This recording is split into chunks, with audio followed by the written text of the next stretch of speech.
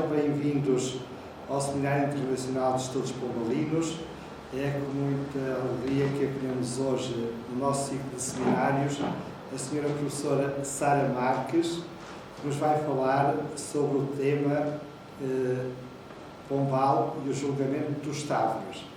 A professora doutora Sara Marques é da Universidade de Évora, neste momento está em missão em São Tomé e Príncipe, coordenando lá o polo da Universidade Aberta naquele arquipélago. Na Universidade de Évora, no arquipélago de São Tomé e Príncipe. A professora Sara Marques é uma estudiosa da história da educação, da história da cultura e também do período do século XVIII, e agora ultimamente tem-se interessado também sobre o período pombalino e sobre este tema em concreto de que nos vai falar, sobre o qual se tem debruçado em termos de pesquisa. Portanto, agradecemos muito a disponibilidade da professora Sara Marques para estar aqui connosco, para partilhar os resultados da sua investigação, da sua análise e também por fazer parte do projeto Pombal Global, integrando a sua Comissão Científica Internacional. Senhora professora, seja bem-vinda, obrigado pela sua disponibilidade e a palavra é sua. Muito boa tarde, muito agradeço o convite feito por este seminário, em particular ao professor José Eduardo Franco. Agradeço também a todos os que estão a assistir online. Ficarei depois à espera das perguntas, porque é de facto um tema muito interessante e que para mim tem contornos, de certa maneira, terríveis e inesperados. Ora bem, o chamado processo dos Távoras foi, eu considero, o primeiro megaprocesso da nossa história. Complexo, vasto e extraordinariamente polémico. Na realidade, o processo foi constituído por dois processos, também é um pouco essa a lógica dos megaprocessos, vão juntando processos sobre processos, não é? É constituído por dois processos, que é o denominado condenatório, ou pombalino, que se desenvolve entre 1758 e 1759, e o de reabilitação ou mariano, que se desenvolve entre 1777 e 1796. Constituíram uma matéria de grande controvérsia na altura, deixando um rastro de questões atrás de si até à atualidade.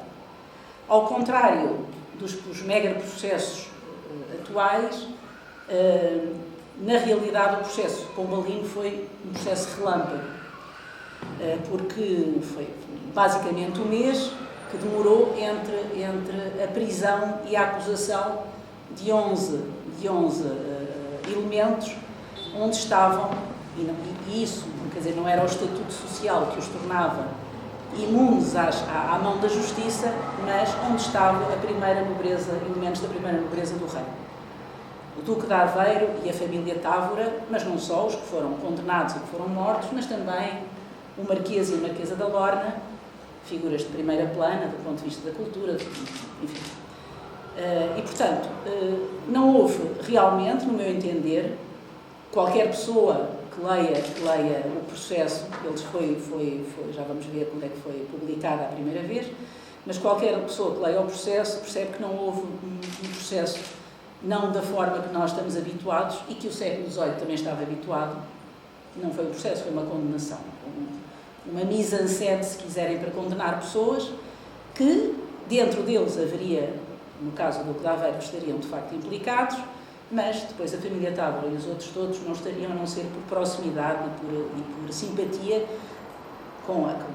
simpatia familiar, mas principalmente por antipatia em relação ao Marquês, por oposição ao Marquês. As consequências foram dramáticas e profundas, implicando a morte e prisão de várias pessoas, muitos deles inocentes, o início da extinção da Companhia de Jesus, e isto foi uma dos elementos que o transforma num megaprocesso, porque a extinção, venda e redução da Companhia de Jesus, das propriedades da Companhia, dos colégios e tudo mais, foi um processo longuíssimo, que, como sabem, só termina com 1772, 1761, 72, com a bula papal, que extingue a companhia, não é? E, portanto, até lá, a corte portuguesa, o rei de Portugal, esteve de relações cortadas com a Santa Sé, que era um problema internacional complexo, demorado durante esses 18 anos. E, portanto, sequestra todos os bens das famílias envolvidas, dos jesuítas, e, enfim, dizendo então que esse processo se arrastou muito mais de 1772, com repressões desastrosas para Portugal e, sobretudo, para o Brasil. Logo após a morte de Dom José, em 1777, com o afastamento de Pombal, Dona Maria acede à solicitação do Marquês da Lorna, Dom João de Almeida Portugal, o Marquês da Lorna, de promover a reabilitação dos condenados, neste processo em particular dos Távoras, seus sogros, e dos condes da Touquia também.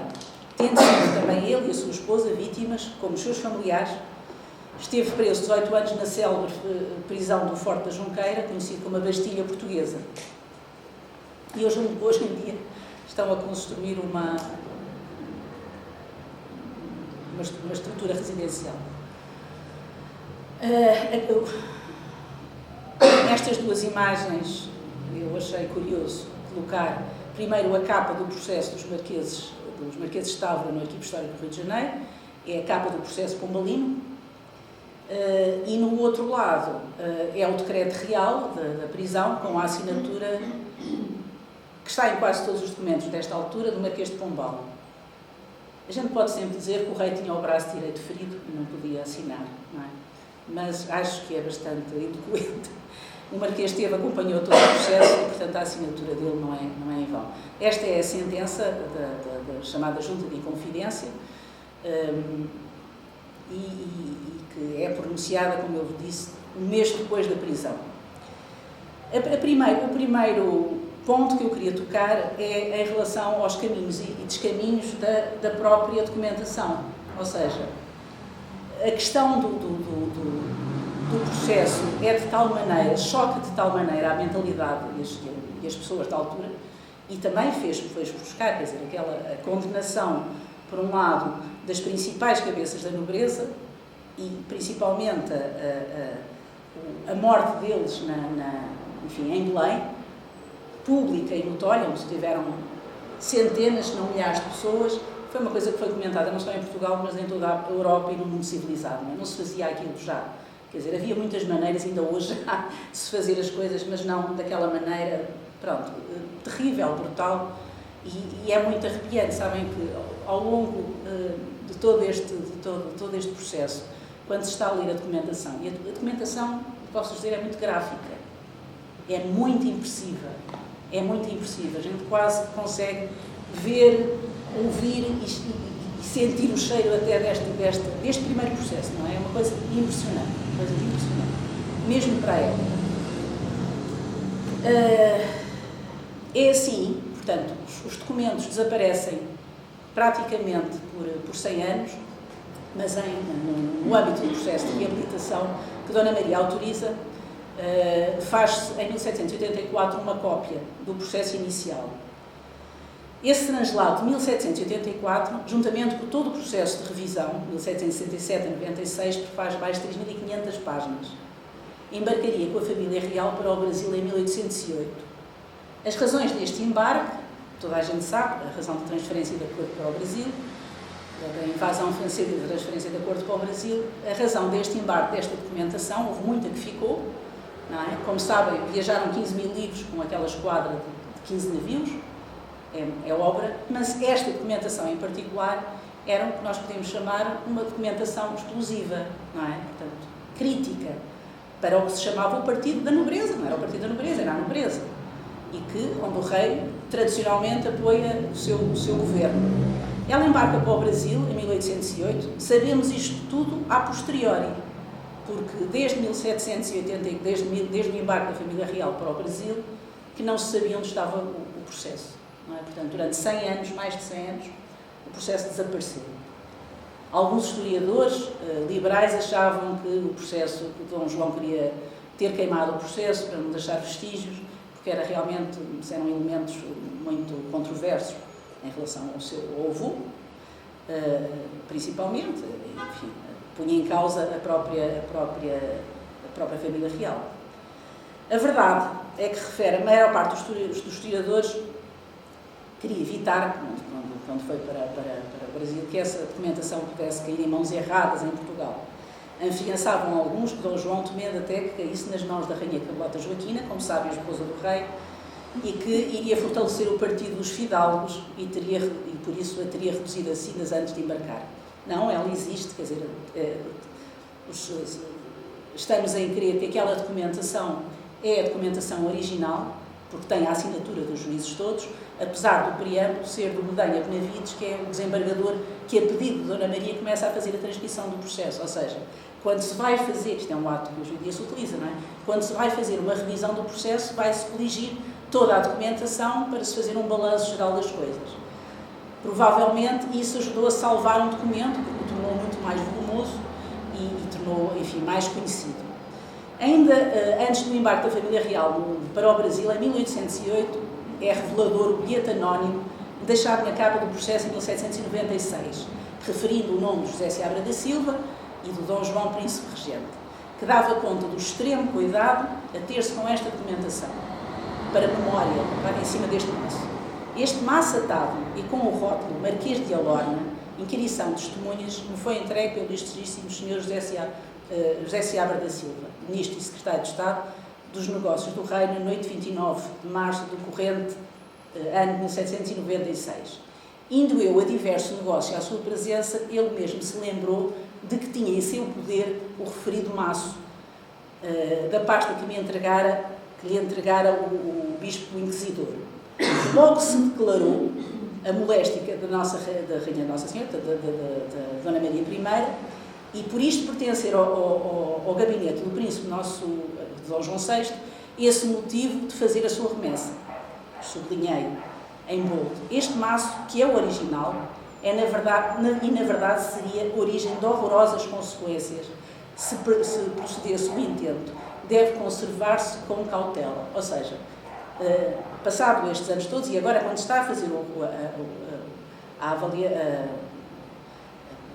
processo de reabilitação, de novo julgamento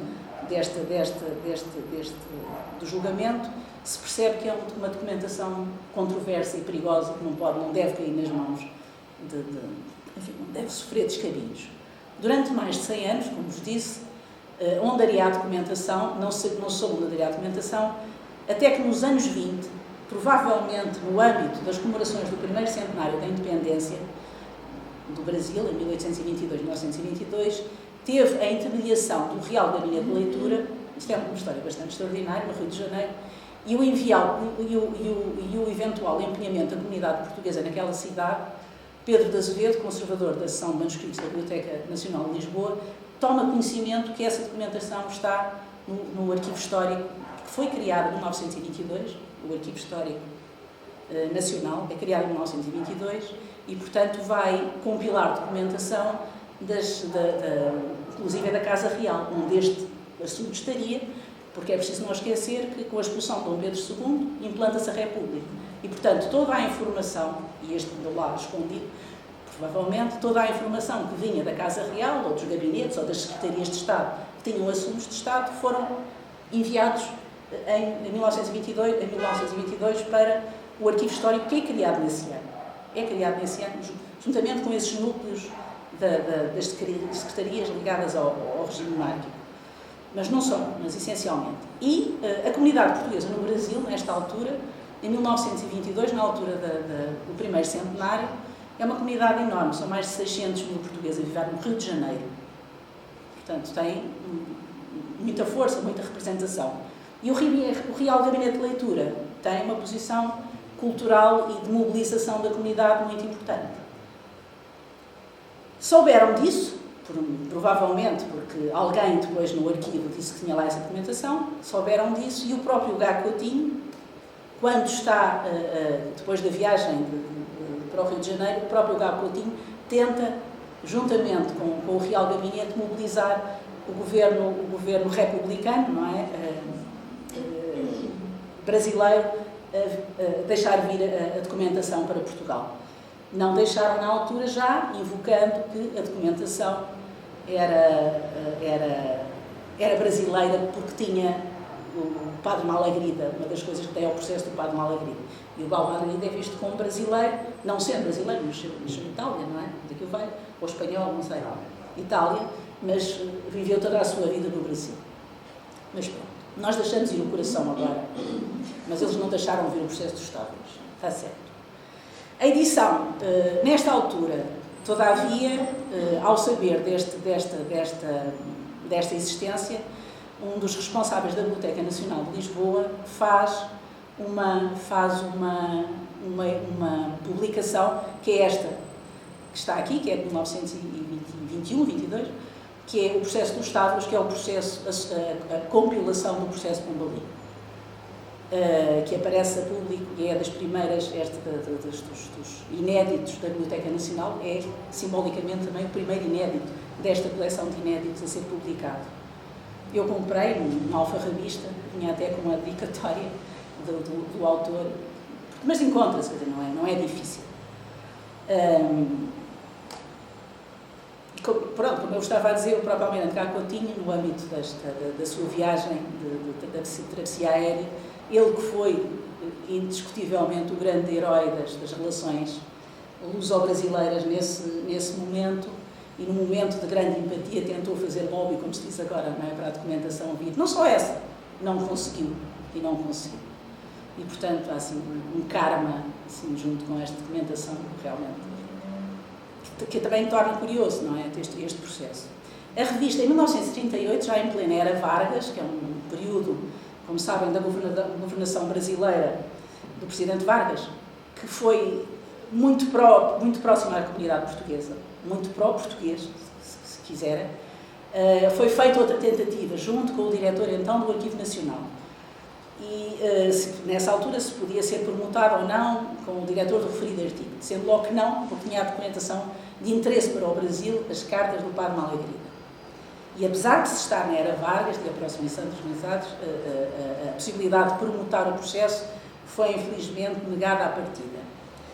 Em 2008, mais uma vez no âmbito das comemorações da abertura dos portos e da transferência da Corte para o Brasil, deve ter sido feita uma tentativa, outra vez, eu não tenho conhecimento, mas sei que é de 2008 um microfilme com a documentação igual à que existe no Arquivo Histórico, que está digitalizada. A digitalização do documento já é um documento do século XVIII, não é? Com aquelas, enfim, com uma escrita feita, imagina, não é? Lá nos calabouços, escura, onde estão assinados, onde tem, enfim, uma documentação é crítica, com a assinatura dos juízes todos, mas está degradada. Mas a verdade é que a digitalização que o Arquivo Histórico fez, o Arquivo Histórico do Rio de Janeiro, e que está acessível, pode-se procurar na internet, não é? Como este microfilme que a Torre do Topo tem, mas está acessível. Eu fiquei muito surpreendida, porque estava à procura no Arquivo Histórico no Rio de Janeiro, em 2019, à procura de coisas dos jesuítas, da Companhia de Jesus, o que é que existia. E a mim, parece-me que eu estudo estes temas, não é? O processo dos Távoras, mas o processo dos Távoras está aqui. Não sabia, tinha conhecimento disso. Pronto. A verdade é que, estando lá, há, felizmente, historiadores brasileiros que já trabalharam o processo condenatório, porque eles descobriram, não é? Entretanto, e bem, trabalharam o processo condenatório, portanto, o processo Pombalino e o processo de reabilitação. Em algumas partes, transcreveram o processo de reabilitação. O outro está escrito, não é? Este livro, a publicação do Pedro de Azevedo, está bastante bem feita, muito cuidadosa, que assim, era um bibliotecário à antiga, portanto, faz todo o trabalho com muito cuidado e está acessível ainda. Mas, pronto, a Torre do Tombo, no âmbito destas comemorações, faz uma iniciativa. Cá está, uma fotografia do jornal do Arquivo Nacional, de 37, são aqueles 5 volumes ali, a que se junta são o processo condenatório, o processo pombalino, o processo de reabilitação, ao Mariano, e depois o último, é o manifesto do Marquês da Lorna, que é o texto que ele escreve de finalização de toda aquela documentação, que no fundo faz a síntese dos 83 testemunhos que ele vai ouvir. E então começam os factos. E eu pus, era uma noite de lua nova, é assim que começa o processo. Era uma noite de lua nova. E infelizmente não havia luar. No 3 de setembro de 1755. O atentado à carruagem de Dom José, enfim, o mote de todos estes rol de desgraças deu-se numa noite de lua nova, no dia 3 de setembro de 1758, na calçada da Ajuda. Devo lembrar, quem enfim, não está por dentro deste assunto, mas convém lembrar, que se tinha dado há pouco mais há 3 anos, há pouco menos de 3 anos, o terremoto tinha destruído uma quantidade de casas em Lisboa, dos vistos deste palácio, aqui também, o Palácio Ceia, e o Casa dos Távoras, não é? E muitos outros palacetes, e o rei apanhou um susto tal que foi a zona que ficou menos destruída, que foi o Alto da Ajuda, que resolve construir aí a Real Barraca, onde fica a viver. Portanto, é uma barraca de pano e paus, não é? De trapo e paus, e fica lá a viver. Devia ser uma coisa curiosa, realmente albergar a corte, enfim, no espaço daqueles. E, portanto, fica naquilo que se chama a Quinta do Alto, não é? Palácio da Ajuda ou Quinta do Alto. Aquilo tudo era a Quinta Real, a Quinta de Baixo, que é onde hoje o Palácio da Presidência, a Quinta do Meio, que são aquelas casas a seguir, até lá acima tudo aquilo era a mesma propriedade. À volta da Quinta Real, transferiu-se a corte, porque muitos deles tiveram as suas casas destruídas. E alguns de casa própria, por exemplo, no caso do Marquês do Duque de Aveiro, cá embaixo, era a sua casa já, nativamente, não é?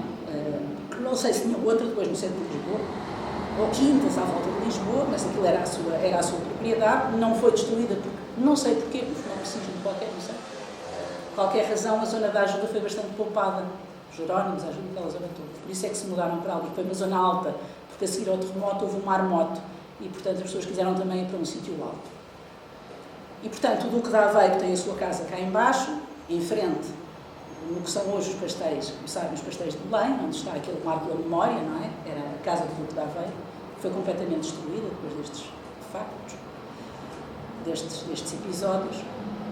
E portanto, dá-se o atentado na calçada da Ajuda, à noite, vindo Dom José, porque sabia dessa rotina do rei, vindo Dom José, provavelmente, de um encontro com a Marquesa Nova de Távora. Está aqui em questão, sequer a questão moral, não é? Tá? Pronto. Isto, quer dizer, um rei que devia reinar, estava distraído, não seria o único, com certeza nem vai ser o último, mas estava distraído com outras coisas e enfim, esta sequência de acontecimentos dá-se também e mostra um pouco do que era o próprio monarca, não só delegar no primeiro-ministro todas as coisas que ele próprio devia fazer, como tinha mais que fazer na vida, com certeza, mas dá uma boa imagem. É interessante porque desde este atentado, depois nos questionários e principalmente nos autos de acusação, no chamado processo Pombalino, se percebe que houve várias tentativas de fazer este atentado. Todas elas mal feitas, não é? Ou porque alguma razão abortavam, ou porque chegava mais tarde, ou porque estava lua, ou porque se via, ou porque não sei o quê, ou porque não tinham cavalos, ou... enfim. Era o que eu falava há pouco, não é? Uns conspiradores, muito poucos conspiradores, porque quem quer matar, mata o Presidente da República dos Estados Unidos numa janela, não é? Bom, e nesta altura já sonháramos, era uma gente completamente desorganizada, se fosse uma grande conspiração. Claramente não era. Eram fruto de desafetos, os equivalentes do Marquês de Pombal para com eles, os deles para com o Pombal, mas quem tomou a iniciativa disso está, quer dizer, hoje em dia, quem ler depois os autos vê que foi o Duque de Aveiro, não é?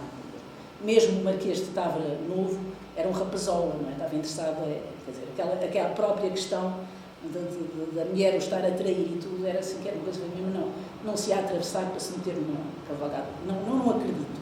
Mas claramente os pais estavam fora disto e foram completamente, também ele referia isso há bocado. Nenhum conspirador faz uma tentativa de assassinato falhado e fica a morar na sua casa descansadamente. E a pedir audiências sucessivas no dia seguinte ao rei. Os Tavras, desde que tinham vindo da Índia, como vice-rei da Índia, pedia sucessivas audiências ao monarca que ele não dava. Que o Marquês dizia que não tinha coisa e que não tinha tempo. Não é? Normalmente os vice-reis da Índia era tradição o rei recebê-los à entrada, porque era o vice-rei mais importante, não é? E recebê-los à entrada do Tejo. Não isso, foi como aos jesuítas, não é? Foram lá levar aquele prato de arroz doce e a corte não os recebeu. Os Tavras também deviam ter percebido que havia ali qualquer coisa. E, portanto, claramente não eram conspiradores, porque, quer dizer, ninguém fica no mesmo sítio, se soubesse. Portanto, passaram 2 meses do atentado. E isto foi uma operação realmente muito bem montada. Vai ser idêntica na questão dos jesuítas, não é? Na surda, na calurda, como eles diziam, deixá-los estar quietinhos, que é para depois agarrarmos todos à mão. E a mesma coisa com a Companhia de Jesus, não é? É a missão, a missão política, policial mais bem montada, se tiverem em conta que no mesmo dia, à mesma hora, em todas as partes do mundo, hoje em dia acho que a nossa polícia não consegue montar uma missão assim. Vamos lá ver, a gente se entende. Em todas as partes do mundo são cercados e presos os jesuítas e os colégios. Aqui foi a mesma coisa, aqui foi o ensaio geral da coisa, mas era tudo ali no sítio da ajuda. E, portanto, são apanhados como coelhos, não é? Apanhados como coelhos, nem sabiam. Estive ontem a reler, a dizer há pouco também, uma carta da rainha, da mulher, Dona Mariana, da mulher do Dom José, para a mãe, a dizer que tinha acontecido alguma coisa. Não sabia o que é que o rei tinha. O que constava era que o rei tinha caído no passo, tinha dado uma queda. Não é? E neste meio tempo estavam realmente a chamar testemunhas, a agarrar gente. Os principais, os dois cocheiros da casa do Duque de Aveiro, os dois mandantes que trabalhavam na casa do Duque de Aveiro, esses foram os primeiros a ser apanhados e mortos, depois de revelarem que foram mortos antes do julgamento, não tiveram julgamento, foram condenados em estátua, como se dizia na altura, quando não se apanharam as pessoas, ou uma coisa, enfim. Mas foram mortos logo, e foram a principal acusação. Foram eles que iniciaram, depois a acusação. Forma-se, entretanto, cria-se, entretanto, a Junta de Inconfidência, a 4 de dezembro de 1758, reparem, passaram 2 meses. A certa altura, a Corte está inquieta, não é? Não sabe o que é que aconteceu. Aconteceu alguma coisa, mas não sabem o que é. Junta-se o juiz de Inconfidência, que tem 8 juízes, nomeados pelo rei, à cabeça o próprio Marquês, que acompanha todo o processo, que está dentro das celas todo o tempo, que assina todos os documentos e que, no limite, terá escrita a sentença. A gente vê isso depois no auto de depois. Presidido pelo desembargador Pedro Cordeira Pereira. São proibidas as saídas de Lisboa e, a 4 de janeiro de 1759, são nomeados os restantes juízes da Junta de Providência. Foram nomeados primeiro 3 e depois os restantes. O chamado processo acusatório a Pombalino tem a duração total de 1 mês e 3 dias, onde são feitas prisões, audiências dos presos e a execução pública no dia 13 de janeiro de 1758. No decreto de criação da Junta da Suprema Comissão, da Junta de Providência, se estipulava que os suspeitos, pois não havia ainda julgamento, e era assim que eram tratados, naturalmente, ou a nomeação dos restantes juízes se faria só a 4 de janeiro de 1759. Reparem, a nomeação dos restantes juízes, tirando os 3, que é o Marquês, o Pedro Cordeiro e outro agora não me lembro, tinham sido nomeados um mês antes, mas a dos restantes juízes no dia 4 de janeiro de 59, 9 dias antes daquela gente estar a ser queimada no patíbulo. Não é? Pronto. Seriam autuados e julgados em processos simplesmente verbais e sumaríssimos. Isso está no decreto também da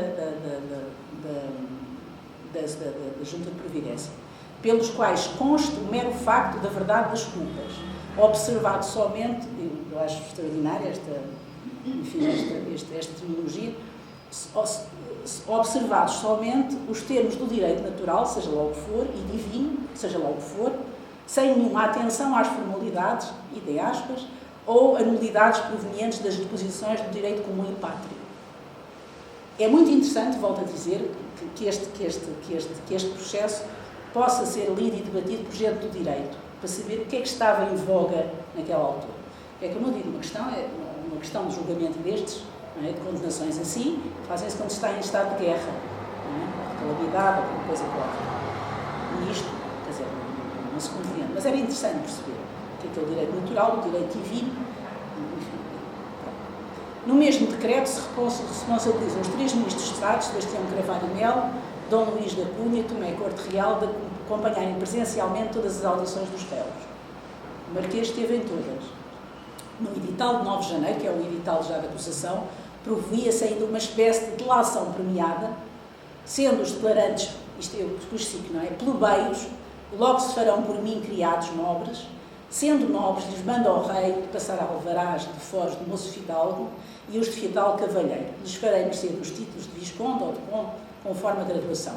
Ou seja, o que o rei dizia, e isto foi afixado em todos os sítios, como eram os anúncios, não havia, quer dizer, havia a Gazeta de Lisboa, naturalmente, não havia assim os jornais que divulgassem estas coisas, foi afixado e, portanto, apareceu tudo que era cão e gato a delatar, fosse o que fosse. São sempre estes processos, quando são feitos desta maneira, tão alargada, prometendo coisas. Imaginem o que é um plebeio passar a nobre, ou, quer dizer, pronto, enfim. A 16 de dezembro, uma delegação da Casa dos 24, este aspecto também é notável, pediu ao monarca, a Casa dos 24 era uma espécie da Câmara, não é? Dos mistérios, todos. A antiga é uma instituição de origem medieval onde estavam os representantes todos, só para recordar, e pediu ao monarca do tipo, bate-lhes muito, os pais às vezes diziam dos filhos, a inata, para suspender a inata clemência e dar tortura aos réus. Portanto, o rei não é ele que decide dar tortura aos réus, mas os da Casa dos 24 que dizem, senhor, lembre-se disto, deste recurso que tem, e faça tortura aos réus. O que quer dizer que não era uma coisa comum. E não era tanto comum que o cirurgião que vem da Inquisição, tem que vir alguém da Inquisição, e a própria Inquisição teve dificuldade de arranjar alguém que desse tratos, que são basicamente os tratos, é a tortura, não é? Que desse tratos, e portanto também não podemos perder de vista que o representante máximo da Inquisição nessa altura era o irmão do Marquês de Pombal, e portanto arranja um jeitoso que vai dar tratos e que leva ao Polé, os tratos do potro, aliás, para a prisão. Eles estão presos, uns na Quinta do Meio, outros no Pátio dos Bichos, onde é a entrada agora para a presidência, alguns ficaram aí. E, portanto,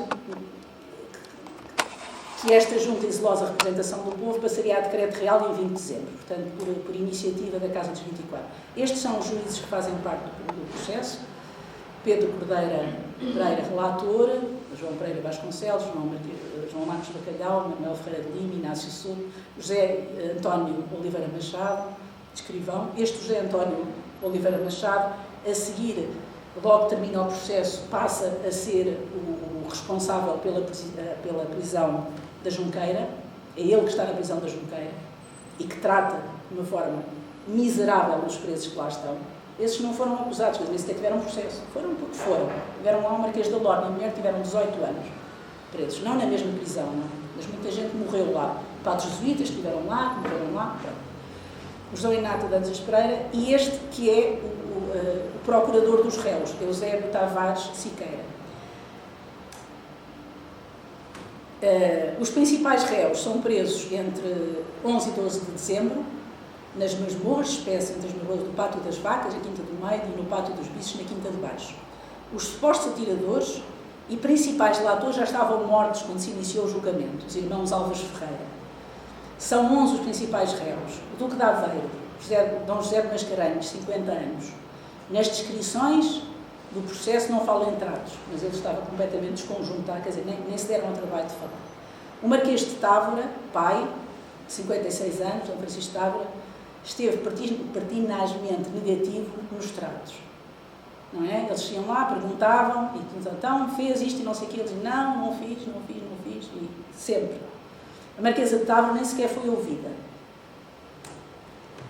O Marquês de Távora Filho, Luís Bernardo Távora, 35 anos, quando foi ouvido pelo defensor, pelo juiz defensor, estava já com os braços todos desconjuntados e quase nem conseguia articular.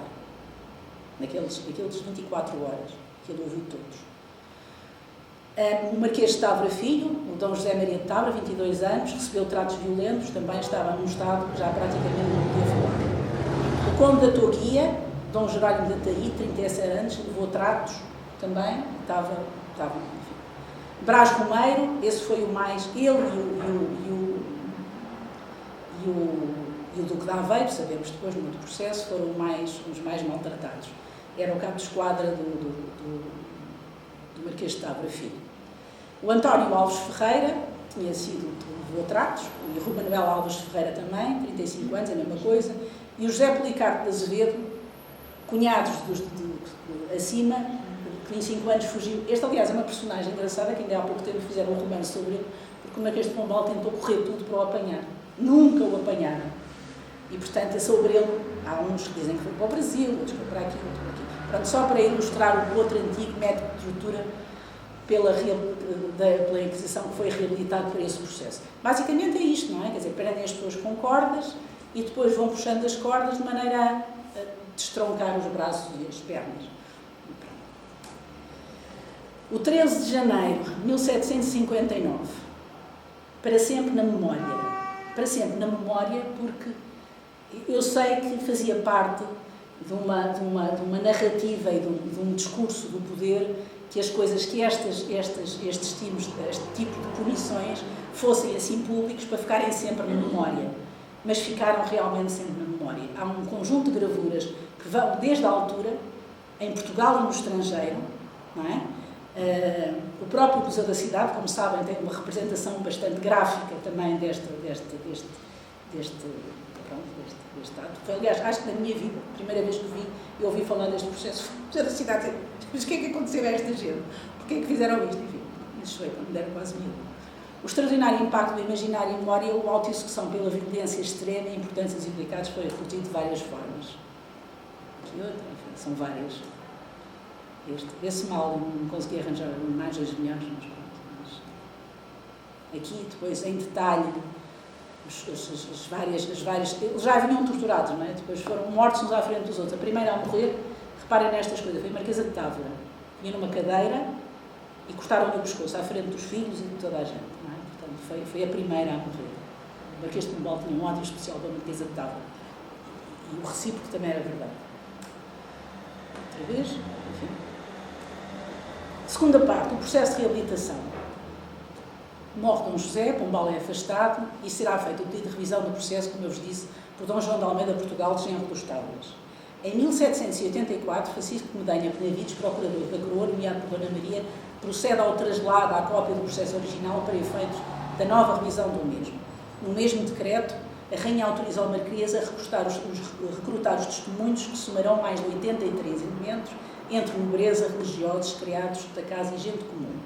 Salientando-se, no entanto, que ficaram as testemunhas em segredo e lhes dará julgamento para que nunca revelem os seus depoimentos, os quais de conservação no mais recôndito e impenetrável sigilo, que se conservação não se cá está, na Secretaria dos Negócios do Reino, com secretíssima cautela.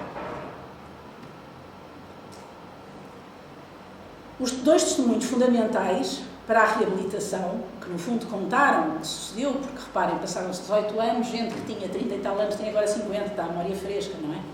São, em primeiro, o juiz desembargador, que foi o defensor dos réus, supostamente, e Domingos Monteiro Ramalho, cirurgião do Santo Ofício, que foi chamado para acompanhar os presos, principalmente nos tratos, que era, enfim, a tortura mais... Portanto, tortura no sentido geral, não é?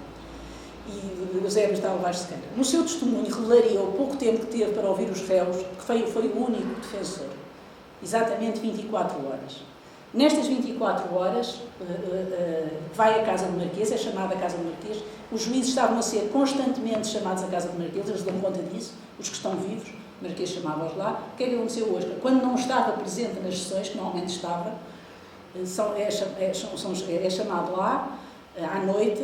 O Marquês tenta, no único dia que ele ouviu os presos, não é? Tenta atalhar os gestos, não é? Tenta atrasá-lo o mais possível. Ele diz que só tem umas horas para ouvir os presos e depois, no tempo em que ele está à espera, o Marquês sai, como se estivéssemos aqui na sala, para uma porta do lado e ele ouve o Marquês a ditar a sentença. E, portanto, dizia, eu, como outros colegas meus, que sei aqui os nomes, depois no processo, assinámos de cruz. Porque alguns sentimos ameaçados de vida, se não tivéssemos assinado. Mesmo assim, Pombal tentaria reter em sua casa, enfim, para ditar a sentença.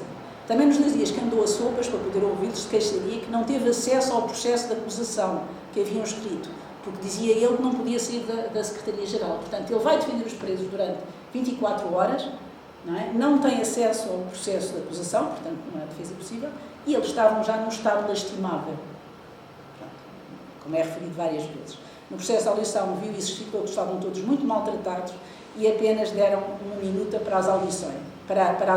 Ou seja, davam um papel pequenino, não é? O tempo que ele estava que tinha que escrever. As principais alegações do Dr.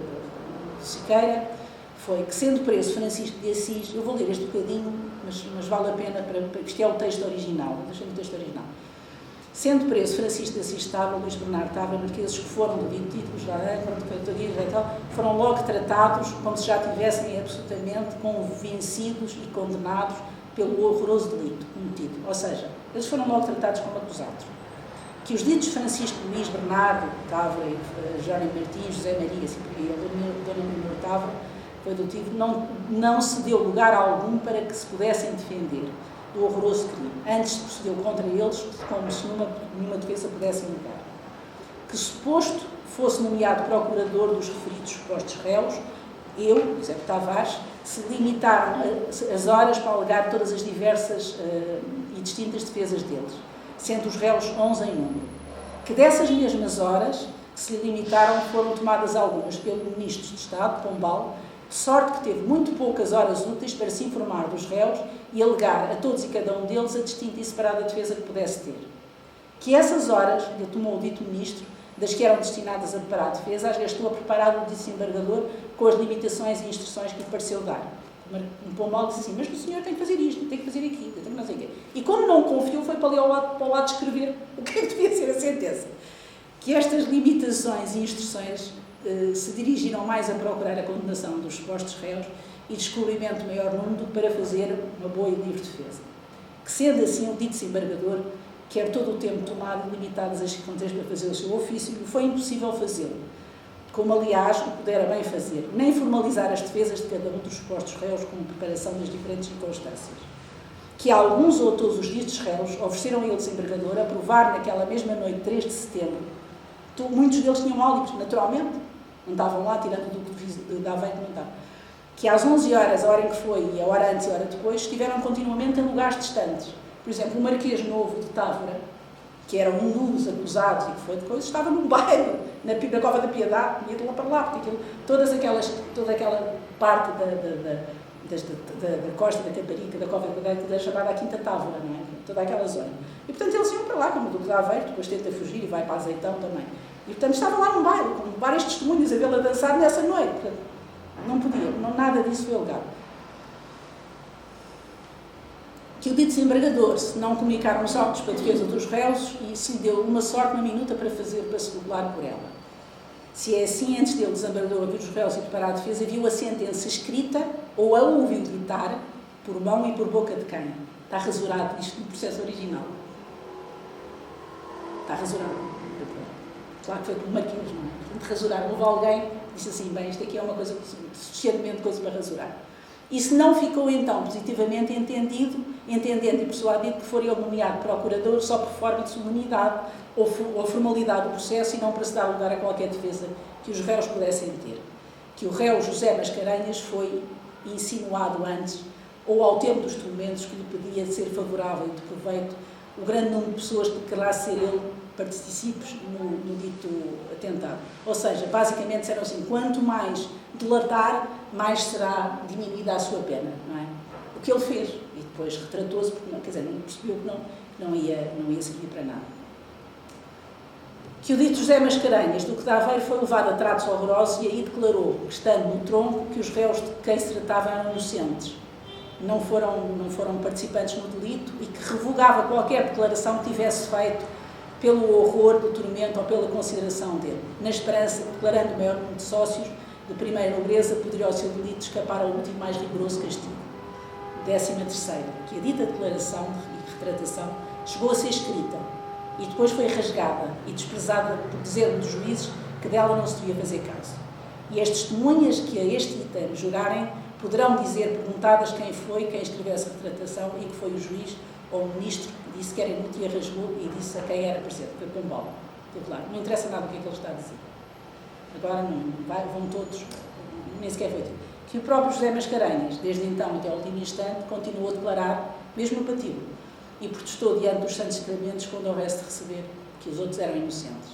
Que se alguém houvesse que afirmasse ou declarasse a mudança dos cavalos, supondo essa pessoa ser o Brás Romeiro, e que essa declaração foi extorquida e violentada a contratos, tormentos horrorosíssimos, fazendo pela violência, etc, etc, etc.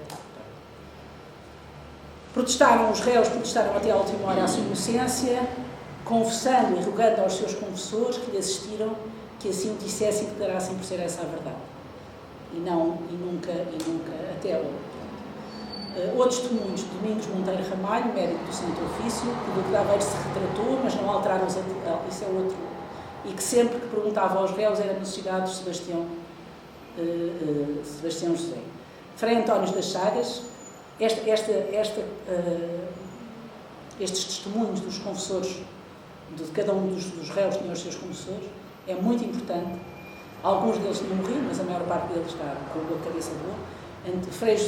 Confessor de Frei António das Chagas, confessor do Távora Pai, que o Duque de Aveiro era só o único culpado, que os mais fidalgos morriam todos inocentes. Esta frase circulou por Lisboa. Não, todos os fidalgos morreram inocentes, exceto o Duque de Aveiro.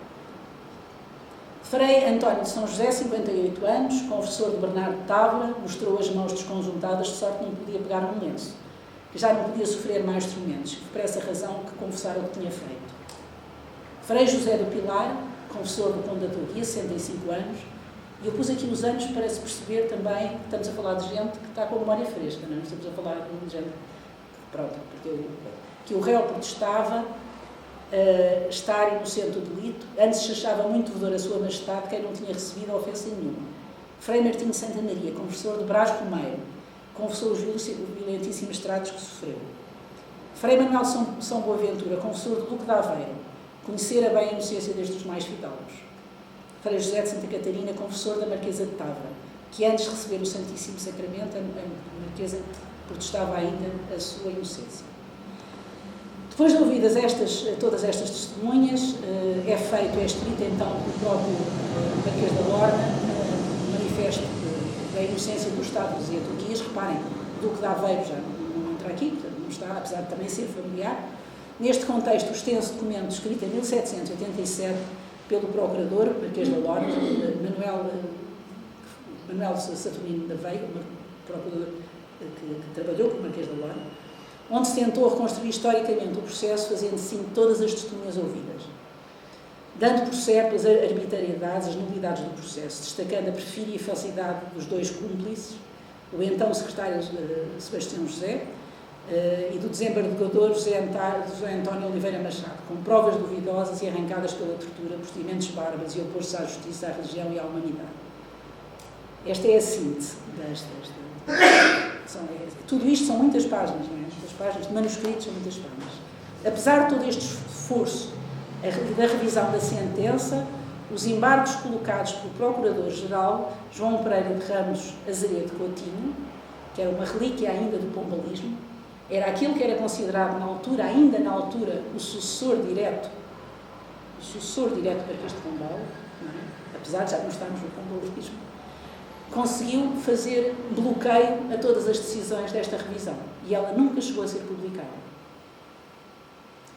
No contexto tinha mudado, a Revolução Francesa e as suas consequências nas Américas assustaram Dona Maria, que era naturalmente uma pessoa medrosa, o filho mais velho dela tinha morrido também, portanto também há aqui uma sequência de desgraças que fazem com que Dona Maria não queira também, enfim, dar mais destaque e, no fundo, reabilita os Távoras na medida em que permite que voltem a utilizar o nome deles, não é?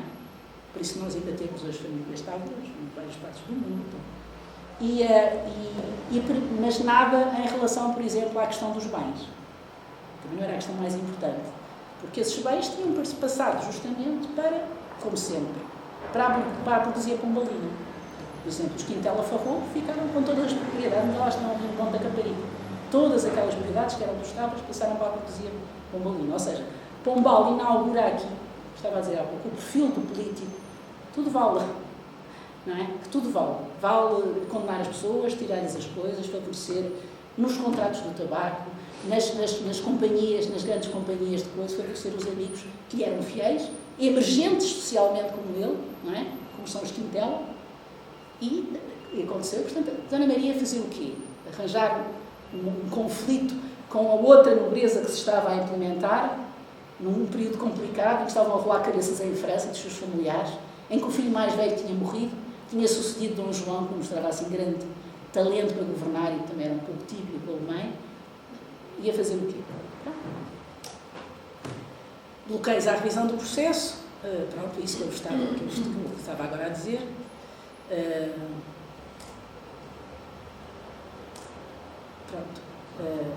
Fica assim, o processo não só tem de reabilitação isso, mas fica por isso mesmo, quer dizer, do ponto de vista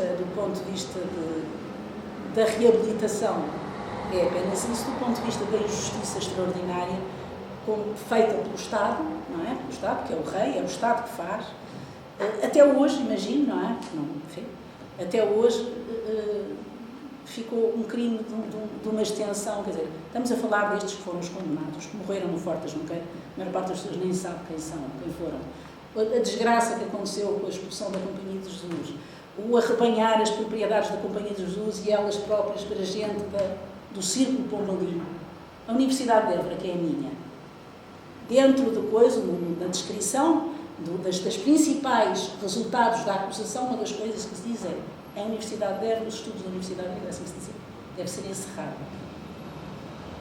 Pombal era Coimbrinha também, Coimbra. Nunca aceitou Coimbra, bem que a Universidade de Évora estivesse aberta. Foi coisa como sabem, o Cardeal Dom Henrique, Coimbra nunca aceitou que houvesse concorrência. E, portanto, mais uma vez aproveita para fazer logo, Évora desaparece, também era uma universidade jesuíta, não? Évora desaparece, mas podia ser assim, Évora desaparece, mas aparece outra coisa qualquer. O Colégio da Bahia desaparece, mas aparece outra coisa qualquer. Os estudos menores desaparecem, mas aparece outra coisa qualquer. Nem sequer. Pombal não tem nada, tem aqui vários estudiosos de Pombal não tinha escrito nada em termos de educação. E escrito em relação a questões internacionais, sobre matéria de educação, nunca tinha escrito. E, portanto, nunca o preocupou, não eram coisas das cartas dele, quer dizer, não é uma coisa que o preocupa a questão da educação. Preocupa neste sentido, que era preciso afastar uma companhia e trazer outro. Não é? E trazer outros. Não se pensou, quer dizer, se pensarem assim, em relação ao ensino, quantas vezes, mas a Revolução Francesa vai fazer o mesmo erro. Passados 200 anos, a Revolução Francesa expulsa os Muito obrigado. Eu gostei muito de ouvir a intervenção. A minha pergunta prende-se com a interpretação que fez, com a qual eu concordo. Aliás, tenho escrito várias coisas nesse sentido. No entanto, há aqui talvez uma dificuldade interpretativa que talvez vale a pena saber a sua opinião e discutir, que é, repare que o Pombal, quando sobe ao poder, já não havia cortes a reunir em Portugal há 50 anos. E durante o período de Dona Maria também não há cortes a reunir. Em todo o século XVIII não há cortes a reunir. Portanto, o tipo de checks and balances que existem em outros países, por exemplo, em Inglaterra, um processo como o dos Travers seria impossível porque o Parlamento jamais deixaria uma coisa dessas acontecer. O Parlamento inglês no século XVIII, que tinha muito poder. Portanto, eu acho que talvez, eu estando genericamente de acordo com a sua interpretação em relação ao Pombal, eu acho que talvez ponha, eu não me quero pôr numa situação de defender o Pombal, porque eu também não posso com o Pombal, mas o que eu quero é dizer que não faz sentido talvez atribuir tudo a uma personalidade apenas. Isso seria talvez mais interessante compreender qual é o contexto a partir do qual as instituições políticas em Portugal permitem a emergência de um homem como o Pombal, que não vem do nada, porque já no período de Dom João V, como lhe digo, não há cortes em Portugal, enquanto que em finais do século XVII essas cortes existem e têm poder.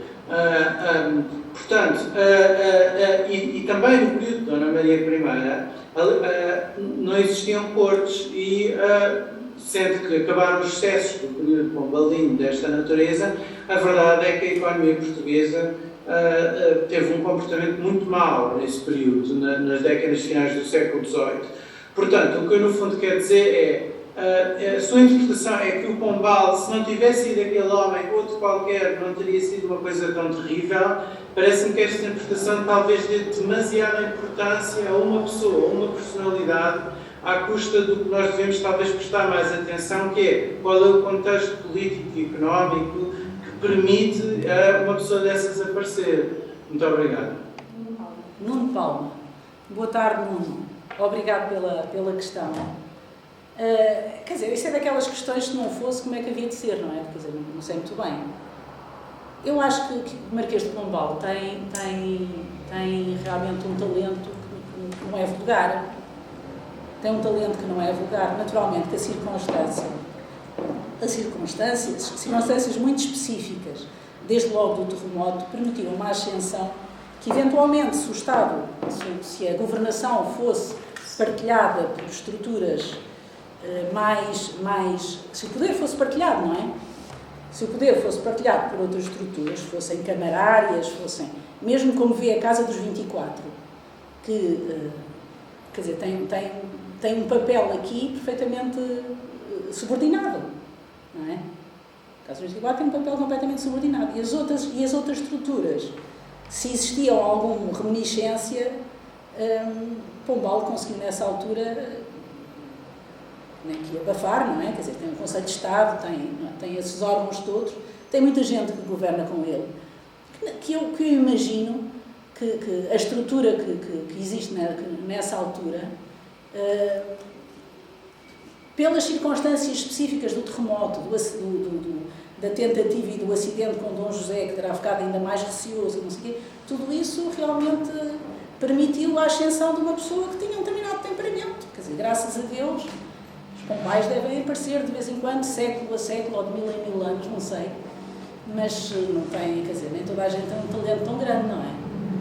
Naturalmente, se existissem cortes, se as cortes funcionassem, se o rei tivesse mais piado, não é? Mas tinha, quer dizer, tinha corte, tinha um conjunto de oficiais, para dizer assim, especializados, secretarias de Estado que o aconselhavam, e ficaram todas completamente submetidas a esta vontade, não é? Eu, se visse na altura, teria medo também. São coisas de uma violência extrema. Esta gente pendia do Marquês, a certa altura, do Marquês para títulos, para terras, para não sei o quê, para tudo. Não é? Os próprios juízes de embargador, ser juiz de embargador, o juiz de embargador dizer que assinou de cruz porque tinha receio pela família, estamos a falar de coisas muito sérias, não é? E, portanto, estamos em frente de olhem agora, mal comparando em relação ao que se passa na Rússia. Quer dizer, as pessoas ficam com receio do que é que pode fazer. Uma jornalista vai à televisão, pode desaparecer de um dia para o outro, ou em todas as ditaduras. Quer dizer, que se passava numa ditadura de um rei que não governava, nem reinava, e de um ministro que tinha um poder inaudito. E se alguém tinha alguma, como estavam, estiveram, eventualmente, alguma veleidade em fazer diferente, eu acredito que depois dos acontecimentos de janeiro tenha acabado, não é? Vamos lá ver, juntar à questão dos Távoras, vamos falar do incêndio da Trafaria, vamos falar das cabeças decepadas no norte por causa das vinhas, do processo das vinhas, vamos falar, quando ele tinha vinhas aqui, continua a ter,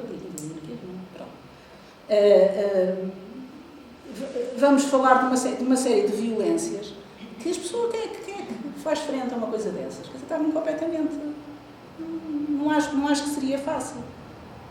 Se existisse realmente um órgão que tivesse com mais poder, com certeza que ele não seria, enfim, teria tido tanto poder.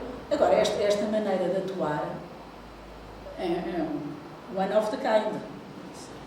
É um talento específico. Sabe que ia colocar uma segunda questão. Este é um dos calcanhares daqueles da história pombalina, do período pombalino, que hoje em dia ainda levanta questões, polémicas, etc. Temos os jesuítas e Távoras e depois todas as outras processos também violentos que aconteceram, mas estes dois são os mais emblemáticos. Mas quando visitamos a representação pombalina, cada vez, e também tendo em conta aquilo que escreveu a professora São Luís no Sebastião José, eu também queria perguntar à professora Sara a sua sensibilidade em relação a isto. Salta-me sempre a dúvida, e afinal, onde estava o rei? No fundo, quem garantiu e respaldou e legitimou que deu salvo conduto para o Marquês de Pombal, o que fez, foi o rei Dom José. E a pergunta é, e a grande questão, é que cada vez há historiadores que defendem, e eu também me posiciono nessa linha, que houve realmente, a dada altura, estas duas figuras entraram em sintonia de ideário e de práticas que levaram a que tudo isto pudesse ser realizado a vários níveis e a vários planos. Isso não seria mais, e claro que a historiografia posterior, a construção da imagem do Marquês de Pombal,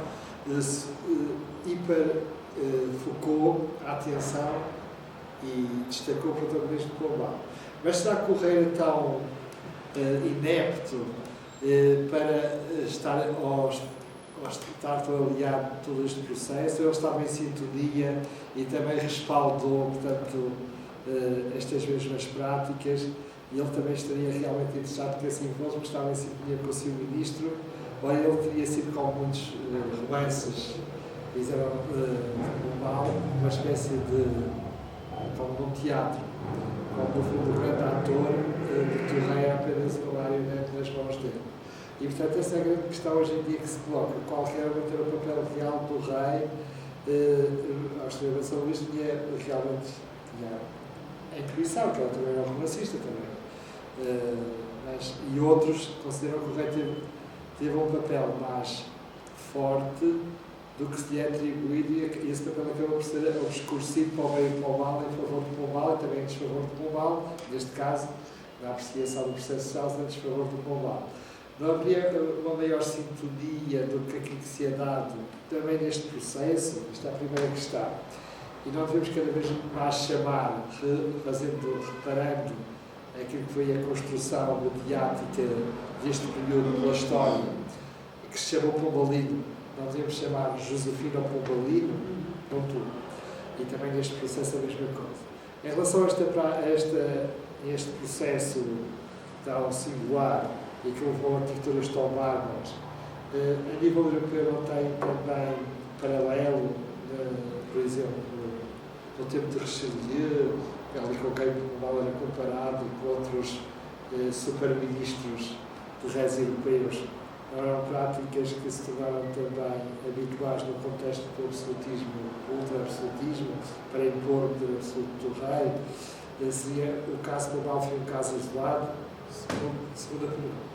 E a terceira pergunta é, realmente, este ódio ou esta aversão à família Távora, e no fundo a uma família de alta nobreza que tinha uma grande influência, e naturalmente o Marquês de Pombal queria retirar essa influência para poder se consolidar no seu poder. Ele próprio já tinha sido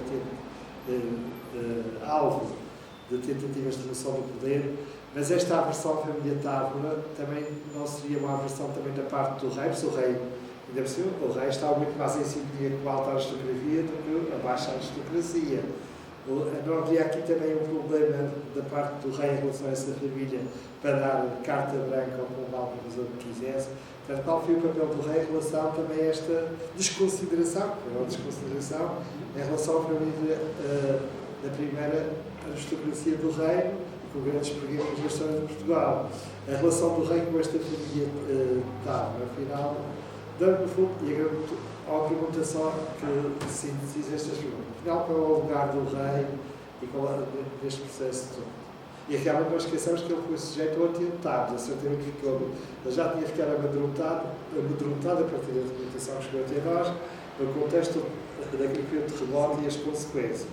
E depois o atentado foi um terremoto pessoal para ele, porque também foi uma tentativa de redução, e havia histórias na Europa também de atentados que não ocorriam entretanto, portanto ele certamente se entrincheirou ainda mais e não teria usado Pombal como uma espécie de testa de ferro para fazer o trabalho sujo. Temos que colocar esta hipótese. Ok, muito obrigada. São muito interessantes essas perguntas, mas eu começava, fazia ao contrário, mas fazia aqui uma frase que eu acho que é muito importante para a questão da figura. Um rei, no século XVIII, não é a mesma coisa que um Presidente da República hoje, não é? A autoridade pode-se delegar, mas a responsabilidade não se delega, certo?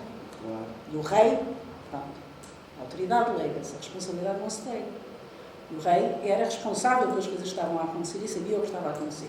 É evidente que para mim, quer dizer, o perfil de Dom José, mesmo que ele tivesse conivência, eu acho que aquilo a certa altura lhe terá saído das mãos, não é? O processo em si, não sei. É difícil responder a essa questão. Quem me dera a mim ter aqui uma máquina de tempo, mas não sei. Não sei responder a essa questão. Mas acho que ele tem responsabilidade, que é a responsabilidade que assiste de deixar o processo ser conduzido desta maneira, mesmo que tivesse ou tendo sofrido um atentado, sendo necessário prestar responsabilidades, essas responsabilidades, o rei devia ser exemplar no que faz. Ele tem que ser um exemplo. O papel do monarca é ser exemplar em relação aos seus súbditos. Não é ser o primeiro dos bandidos. Não pode ser. E, portanto, não podia delegar essa responsabilidade entre o povo. O papel que a história faz, no fundo, é um pouco essa, porque o senso comum e o conhecimento popular é muito isso. Então, o rei fazia o quê? Não é? O rei fazia o quê? Andava amantizado com a Marquesa de Tavora, não é uma questão moral. Claro que a moral daquela altura não é a mesma deste tempo, não é? Até o próprio marido da Marquesa também tinha a sua vida. Portanto, era assim, a sociedade do século XVIII é uma sociedade diferente, não vale a pena. Pronto, isso é, eu acho que a questão moral não interessa. Agora, o que eu acho é que com certeza que o rei tem responsabilidade. Acho que estava diminuído a certa altura pelo medo. Não é uma coisa boa para um rei. Não é uma coisa boa para um rei, não é? Numa altura destas, fico com receio que se vai refugiar e vivia, não recebia as pessoas. Pronto, as pessoas têm direito, mas de um rei espera-se muito mais do que se espera de um primeiro-ministro, do que se espera de um presidente da República hoje em dia, não é? Tem uma responsabilidade para além da responsabilidade quase dos mortais. Principalmente um rei absoluto, como ele era. Estamos a falar disto. O rei absoluto. Claro que estes monarcas absolutos, a comparação com outras monarquias, é ver o resultado da Revolução Francesa e todas as revoluções liberais a seguir. É a responsabilização que as pessoas fazem, da mesma que se fez agora esta questão, não é? Que o Nuno faz esta questão é, afinal, não é? A questão das monarquias liberais, ou então das repúblicas mesmo, que foi no caso de França, foi dizer, mas que reis são estes?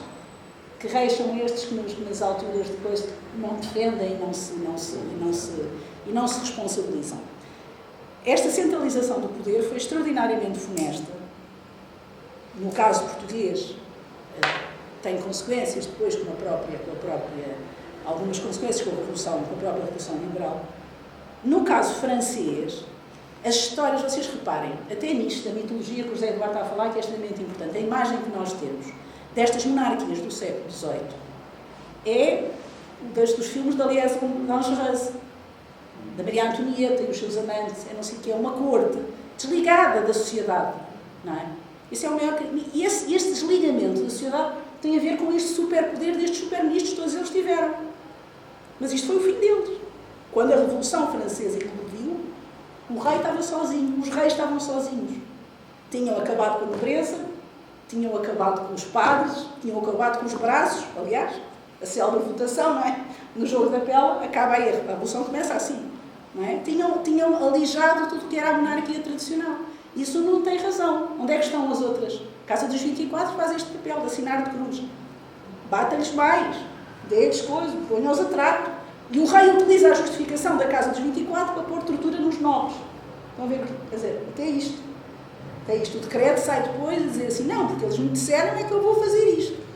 Acho que há alguma legitimação, uma instituição de... Que ele não diga nenhuma. Só que não diga nenhuma. E, portanto, acho que sim, acho que as monarquias europeias tiveram muita responsabilidade. E este caso dos Estados é muito emblemático por isso. Na altura da Revolução Francesa e das outras revoluções liberais todas, os monarcas estavam sozinhos. E por isto. Deixaram de ter uma ligação ao povo, deixaram de ter a representação, tudo isso desligou. E, portanto, era uma gente que tinha uma vida completamente fora, desorbitada do que era a vida das pessoas normais, desconectada, desgarrada, e, portanto, era um poder ocioso. Acho que é por aí. Vamos estudar. Muito bem. Mas há alguma questão que alguém queira colocar? Houve uma das coisas quando estudamos um pouco com o Galino é a questão. Parece que não surge, que não há opositores, ou seja, que não há há levantamentos que têm este tratamento, como já bem recordou, o motivo do Porto, a questão da periferia, a questão do Estado. Mas tem notícia ou tem registro de haver, reações contra, quer dizer, este tipo de espetáculos, quer dizer, criam medo e criam terror, mas também criam revolta. Temos indícios de revolta, quer dizer, ou não? Porque quando o Marquês de Pombal se demitiu, temos aquela festa toda que é retratada nas ruas de Lisboa, não é? Que toda a gente vem para a rua fazer uma imensa festa porque o Marquês se demitiu e se vai embora. Mas não durante... Sim, mas... mesmo havendo esse medo, mesmo havendo isso, temos registro, por exemplo, quando houve a questão a morte dos Gustavo, temos notícia de levantamentos contra este tipo de sentenças ou não, e mesmo dos próprios familiares que não foram, que morreram, não foram os outros, mas temos a descendência depois deles. Portanto, que tipo de recepção, mesmo à época, é que este tipo de vidas teve, e se temos notícias de... Pois, é assim, isto é uma coisa que cruza-se com vários outros assuntos que tenho estado a trabalhar, principalmente a Companhia de Jesus, não é? Como eu vos disse, foi um incidente que felizmente acontece aos investigadores. Quer dizer, o processo estava lá, eu é que não o tinha descoberto. E não, já tinha este cruzamento da história dos Estados, é uma história que faz parte do imaginário português, imagino, não é? Com as pessoas com alguma cultura sabem que isto aconteceu, vão aos pastéis de Belém, veem aquilo, que é que isto quer dizer, os que se interessam, não é? Então, nem que seja devido os pastéis de Belém, continua a ser o nosso divulgador da nossa cultura, mas as coisas, enfim, aconteceram. Eu não estou, quer dizer, ando a estudar isto agora das coisas desde 2019, mais afincadamente. Mas acho que deve ser mais divulgado. As pessoas conhecem um pouco, apesar de sabem, em relação ao José Eduardo, que eu não respondi, da questão da história, não é? E das memórias, e da memória que se tem sobre este período, sobre o Marquês, das imagens, não é? Acho que precisa de mais. Pronto, e por isso é que eu fiz este desafio e agradeço que tenham aceito, não é? No fundo, estou a vir aqui ao Centro de Estudos da Pombal, destas pombalinhas, que só por si já são uma coisa elogiosa e parte de um princípio, que é uma coisa, não é? Que é elogiosa, já tem parte e prima, pronto. Mas acho exatamente isso, é que se valer para alguma coisa, vale porque nós temos que ter essa visão multifacetada da história. E esta do Marquês de Pombal, do Távora e do Aveiro e as outras coisas, não são de menos importância, revelam um caráter, conferem caráter, ou não é? São atos que conferem caráter, porque são muito radicais. Não tenho assim ainda, acho que vale a pena estudar as reações, mas repara, os familiares dos Távoras deixaram de se chamar Távoras, não é? Pronto. Já mandou apagar em todos os livros. Não apagar em todos os livros, mandou não eram as câmaras dizer que todas deem informação do que dá Aveiro, Torrias, Ávaras, propriedades que são deles, passam para a corte. E ninguém se atreve, o termo era assim, a pronunciar o nome de Ávora. Estamos num estado absoluto, perfeitamente aterrador, com braços em vários sítios. Os Távoras que sobreviveram fugiram.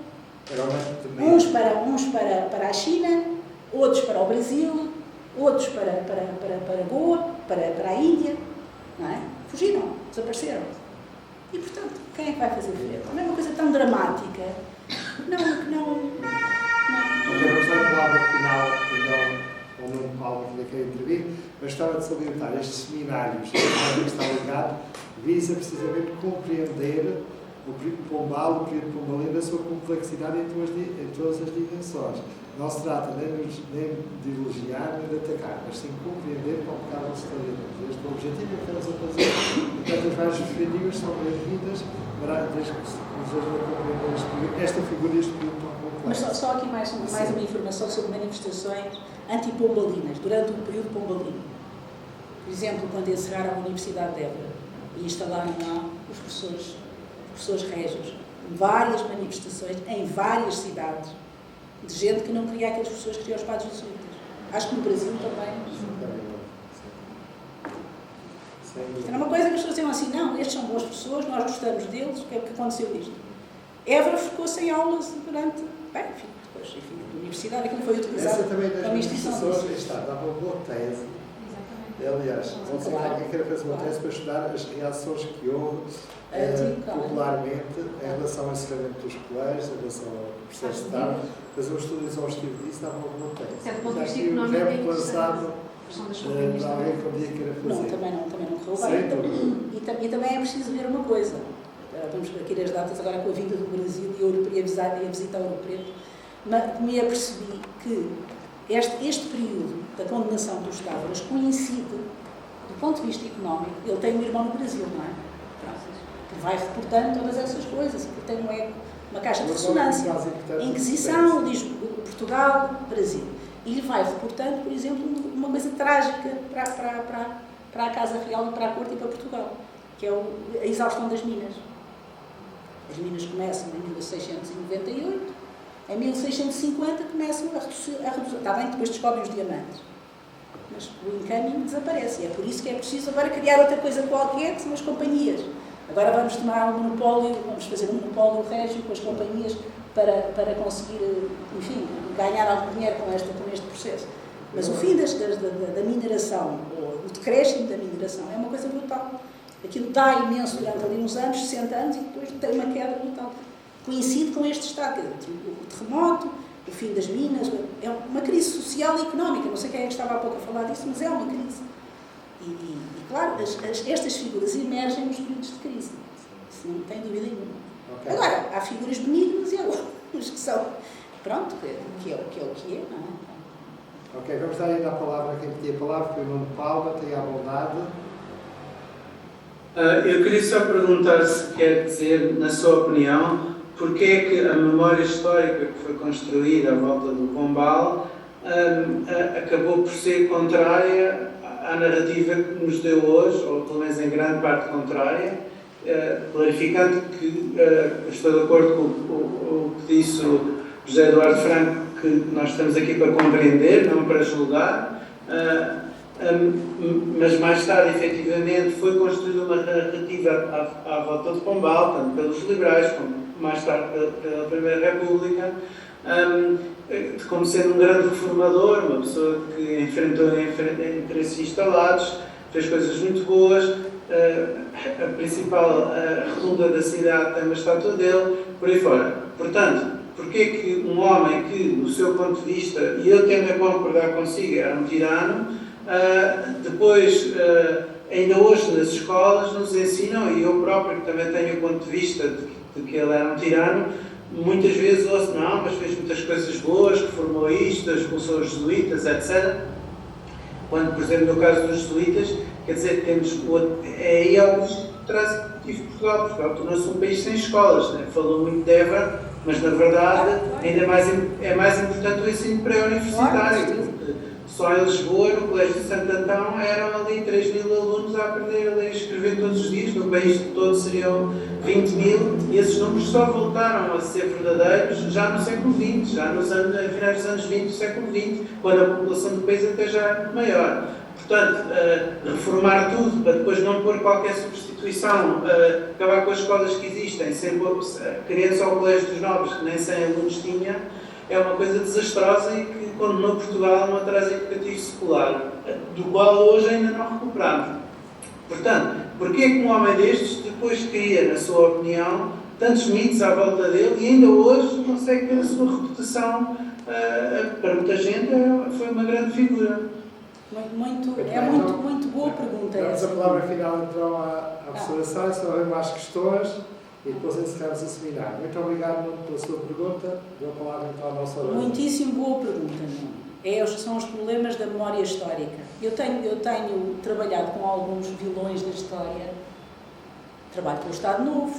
Ainda há uns tempos atrás fui dar também uma entrevista, porque é que o Estado Novo, em vez de continuarem a dizer sociólogos da nossa praça, professores da nossa praça, da Universidade de Madrid, dizer que o Estado Novo queria manter o povo em ignorância das escolas, não sei o quê, quer dizer, é ver as escolas que existem construídas pelo país, é ver os gráficos da escolarização que foi feita. Claro que era uma escola ideológica, e a escola de hoje não é? Não é? É sempre. A educação para a cidadania é uma ideologia do nosso tempo. Não há escolas inóculas, ainda bem que não há. Não é? Porque nós temos valores, naquela altura, nos anos 30, eram aqueles. Hoje são estes. E, portanto, Carlota Joaquina, também uma vilã da história, fiz a minha tese de mestrado e o livro está publicado e para quem queira ver também uma vilã da história, porque é que foi vista assim, por muitas outras razões. Mas a questão do Nuno sobre o Marquês, eu acho que tem a ver, eu quando dava aulas, e dei aulas aqui há 2 anos no Maria Amália, e quando começava a dar esta parte do século XVIII, dizia-vos assim, esta Maria Amália, que é o pé da rotunda, não é? Vocês já repararam aqui na geografia, fazia um plano de Lisboa, vocês já repararam aqui na geografia de Lisboa Lisboa tem aqui o Marquês, não é? Todos eles sabiam que era o Marquês. Quem é o senhor que está lá embaixo no cavalo? Sabem quem é? No Terreiro do Paço. Não sabem quem é. Pronto, essa é a memória. E a memória mantém-se com as maiores aberrações. Não sabiam quem era. Aquele é o rei. Este era ministro do rei. Pronto. Esta estátua foi feita, não foi naquele tempo, foi feita por subscrição republicana. E os liberais e os republicanos, eu fiz uma tese sobre o Sampaio Bruno, doutoramento também. A questão, o combate ideológico nunca foi, eu acho que nem hoje, nunca mais foi, tão especializado, tão eficaz como no período da Primeira República. Nunca. E o que está feito nessa altura dificilmente se mudou. Algumas coisas se mudaram no Estado Novo, mas há muitos mitos, e este do Marquês é um deles, não é? Este do Marquês é um deles, que nunca se alterou. Quer dizer, nunca estudava a figura, ou era mau, ou era bom, mas nunca se estudou, é muito difícil depois infletir isso. E se nós formos ver os programas da escola, os programas da escola continuam a ser bastante laudatórios em relação ao Marquês, porque é este lado apenas que se vê. Quando eu estudava a Carlota Joaquim, eu dizia assim, olha, quer dizer, uma personagem interessantíssima, mas eu não queria ser amiga dela. Não, porque a gente tem que ver as coisas porque era uma que realmente, aquele tipo de pessoa, não sei, eu ia tomar café com ela com certeza. Nem ela quereria, mas pronto. Mas para perceberem isso, que esta é a memória republicana, liberal, mas principalmente republicana, porque os republicanos utilizaram a imprensa, utilizaram a publicação, utilizaram a retórica política como mais ninguém utilizou até agora. Nem o Estado Novo. Nem o Estado Novo. Fixou um determinado discurso, que ainda hoje é preciso desconstruir, construir, estudar, e só se consegue fazendo isso. E por isso eu deixo aqui um apelo, já falei isto com o José Eduardo, acho que a publicação, se o projeto implica, também fui a falar com o Edgar, implica realmente a publicação de fontes, acho que vocês têm que ter um cantinho para publicar. Porque as pessoas conhecem um pouco este processo. Não pode mais uma vez, agora que estamos no século XXI, ficar a gente fazer aqui um seminário, dizer que é interessante, não sei o quê, mas deve ficar, se é uma publicação, tem que ter coisas. O contraditório é muito importante. Já que esta gente não teve hipótese de ter contraditório, tenham vocês, à distância, e depois as pessoas julgam. É assim que se começa realmente, não é? É que as peças, pegar todas as fontes, depois os investigadores do futuro possam... E fazer com uma introdução, com um estudo, em Portugal, no Brasil, o que é que foi este contraditório? Não só nos Estados, quer dizer, outros processos, a Companhia dos Dunes e tudo mais, não é? Tem que haver esse contraditório. Pronto, olha, mais uma vez, muito obrigado. Acho que foi um gosto. Muito bem, muito obrigado pela conferência, a professora Celara Marques, que contribui para iluminar aqui um lado complexo da figura de Pombal, do período pombalino, do período josefino pombalino, como eu gosto de dizer. E também agradecemos a todos os que nos acompanharam e fizeram questões. E desejamos então uma boa tarde e até à próxima sessão do Semana Internacional de Estudos Pombaleiros. Obrigado. Se entretanto não falarmos antes, ou nos encontrarmos antes, boas férias de verão.